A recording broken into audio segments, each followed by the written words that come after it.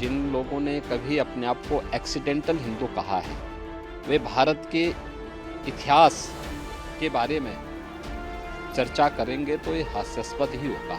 मध्यकाल के मुगलों के वे अत्याचार याद नहीं आए जिन्होंने हिंदुस्तान का इस्लामीकरण करने के लिए कोई गौर कसर नहीं छोड़ी थी। अपने आप को एक्सीडेंटल हिंदू कहने वाले भारत की विरासत के बारे में गौरव की अनुभूति नहीं कर सकते हैं और उनसे उम्मीद करना भी मुझे लगता है कि ये अपने आप में नाइंसाफी होगी। कांग्रेस का वास्तविक चेहरा देश और दुनिया के सामने आ गया है। राहुल गांधी जी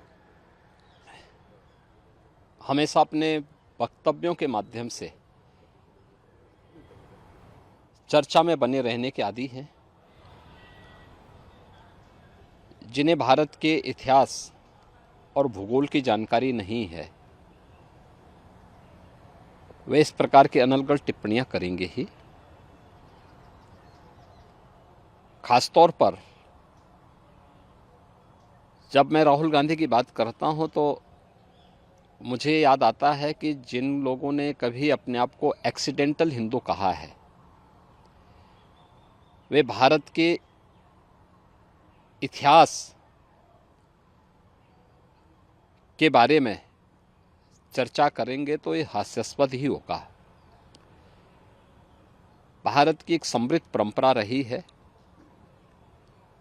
और भारत को भारत बनाने के लिए हमारे ऋषि मुनियों,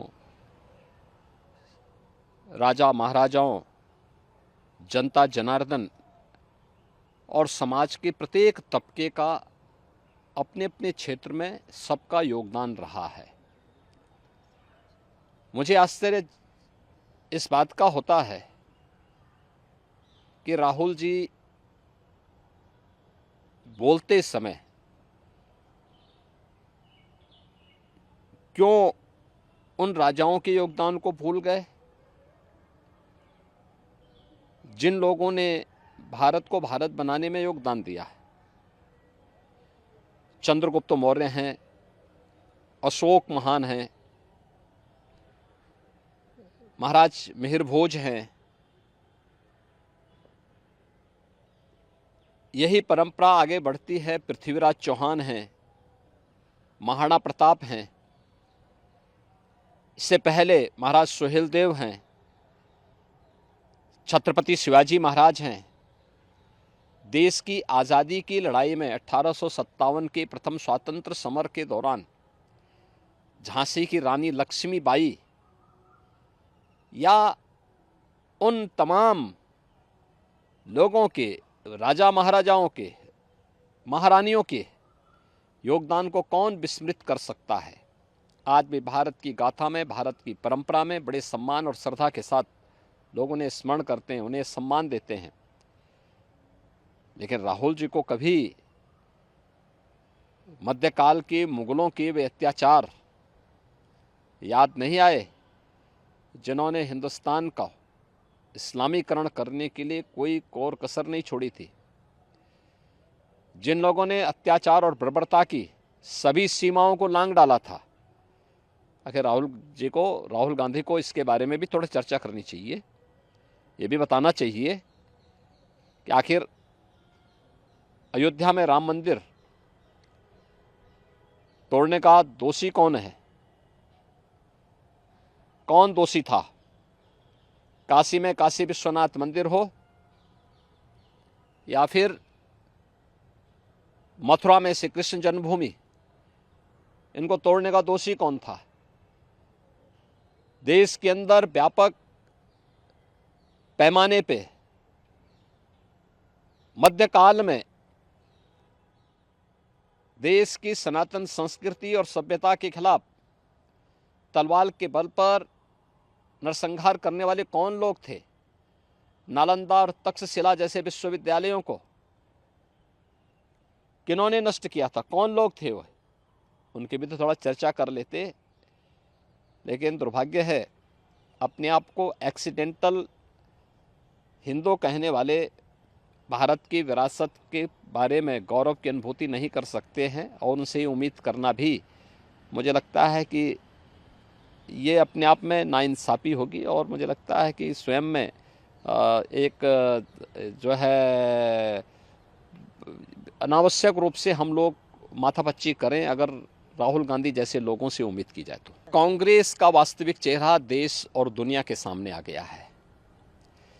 सिटीजनशिप अमेंडमेंट एक्ट ये किसी व्यक्ति, किसी जाति, किसी मत या किसी मजहब के खिलाफ नहीं है।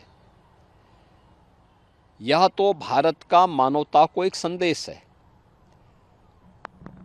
पाकिस्तान, बांग्लादेश और अफगानिस्तान के अंदर जो हिंदू, सिख, बौद्ध, जैनी, पारसी, ईसाई, इन सबको उनकी भूमि पे प्रताड़ित कर दिया गया, बर्बर अत्याचार किए गए और वे लोग वहां से छोड़ करके शरणार्थी के रूप में भारत में आए हैं। 5 वर्ष पहले से रह रहे हैं। सीएए उनको भारत की नागरिकता देने का पक्षधर है और भारत अपनी मानवीय संवेदना की पक्षधर होने के नाते उन लोगों को भारत की नागरिकता देना चाहता है। आखिर कांग्रेस को इससे क्या एलर्जी है? या कांग्रेस उन कट्टरपंथियों के दबाव में क्यों आ रही है जो मानवता के दुश्मन हैं? कांग्रेस का यह वक्तव्य मानवता के खिलाफ है, मानवीय संवेदना को रौंदने वाला है और कांग्रेस के बर्बर चेहरे को प्रदर्शित करता है। राहुल गांधी जी हमेशा अपने वक्तव्यों के माध्यम से चर्चा में बने रहने के आदी हैं। जिन्हें भारत के इतिहास और भूगोल की जानकारी नहीं है वे इस प्रकार की अनर्गल टिप्पणियां करेंगे ही। खासतौर पर जब मैं राहुल गांधी की बात करता हूं तो मुझे याद आता है कि जिन लोगों ने कभी अपने आप को एक्सीडेंटल हिंदू कहा है वे भारत के इतिहास के बारे में चर्चा करेंगे तो ये हास्यास्पद ही होगा। भारत की एक समृद्ध परंपरा रही है और भारत को भारत बनाने के लिए हमारे ऋषि मुनियों, राजा महाराजाओं, जनता जनार्दन और समाज के प्रत्येक तबके का अपने अपने क्षेत्र में सबका योगदान रहा है।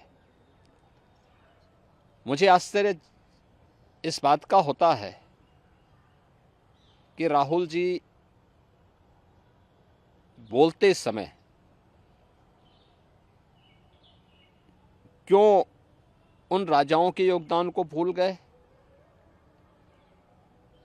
जिन लोगों ने भारत को भारत बनाने में योगदान दिया है।